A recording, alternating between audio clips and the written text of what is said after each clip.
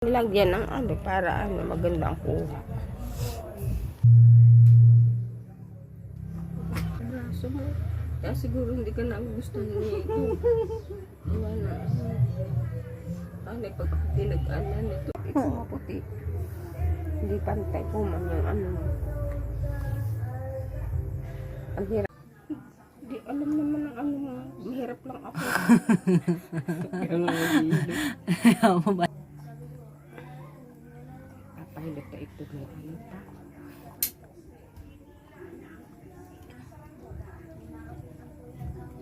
Ah. Po, nihila-hila po yung ano. Baka po may hangin po yung ulo ng aking pasyente eh.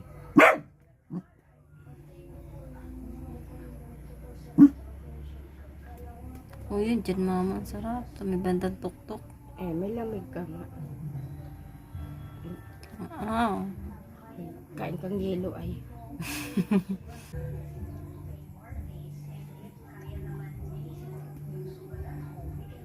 Ang ganda yung pag naputok. Pag ano. Labas yung ano mo.